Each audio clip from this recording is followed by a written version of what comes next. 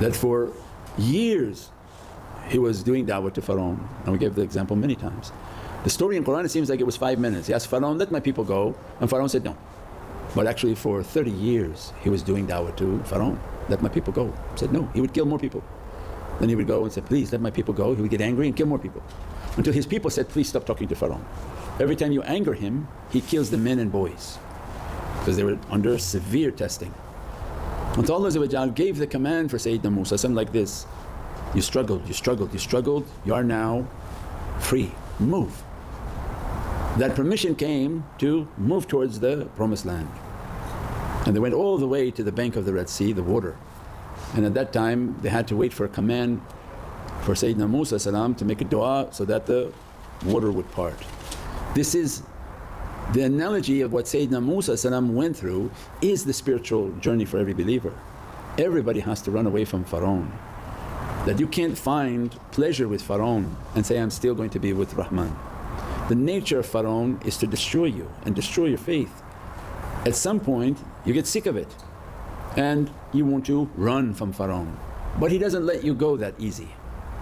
So it's a lifetime of struggling to get away from that Pharaonic system, to worship, to meditate, to contemplate, to follow the desire and the want and the will of your Lord.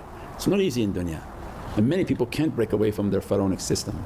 They're too indebted and too locked into that system to do anything, and those are the shackles that bind men. We said before, they told you you're free, but you're not free. They made the shackle to be invisible. Before they put the lock on your feet and you say, hey, what's this, this is not fair. He says, yes slave, why are you complaining? They said, that's not popular. So then they made the shackle to be invisible and said, what school are you going to? Oh, they send you credit cards.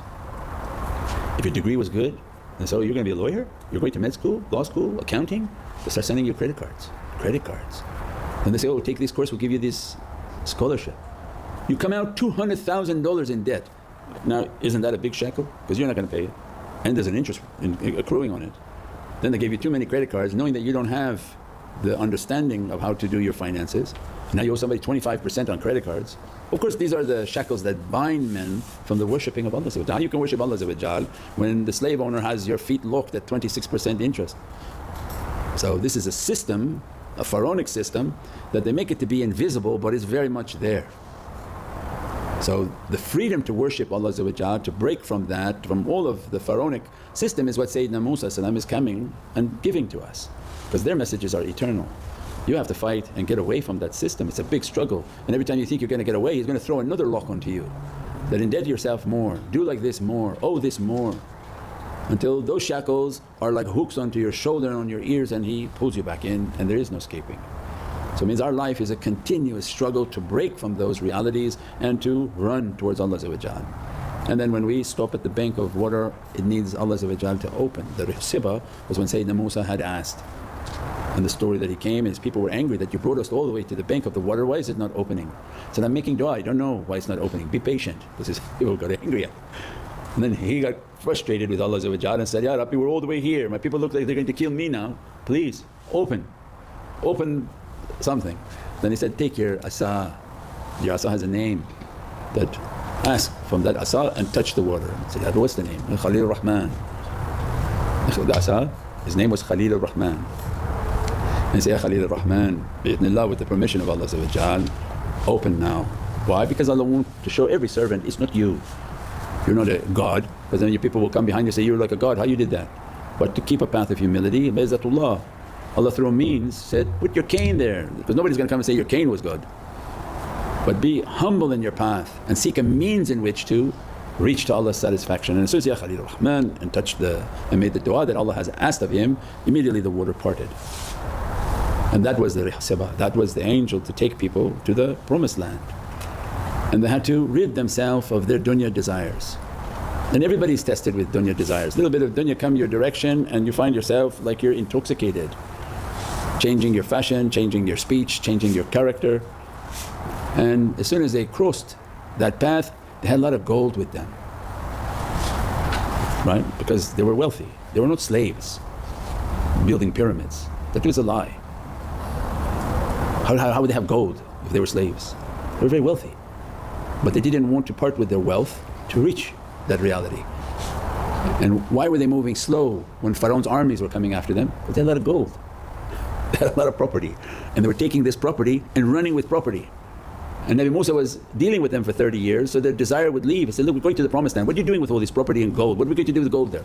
He said, no, we need gold in the promised land. He said, no. But Allah's rahmah for Sayyidina Musa is all open for them, because you deserve it, not them. They're coming with desires. And as soon as they parted and entered into the opposite side, he said, now you come with me. And Sayyidina Musa had to go up to see his Lord. He said, leave me to them. And put within their heart the desire of the golden calf. Why? Because the calf is very dear to them, the cow, the worshipping of cow, and as a sign of prosperity was very dear for them. And Allah wanted to rid them of the gold. So He allowed them that come together, gather your gold, make it into a big cow for prosperity, and do your cow worshipping.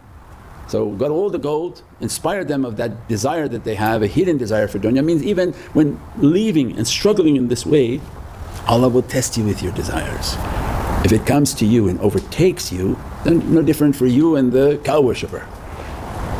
So our life is continuous testing until Sayyidina Musa came back down and got angered and said, Ya Rabbi, make them all to perish. And the earth opened, the cow went down, so all the gold is lost, and everyone that worshipped the cow and bowed down to the cow was destroyed. And those whom were left were the ones whom had sincerity in their worshipness.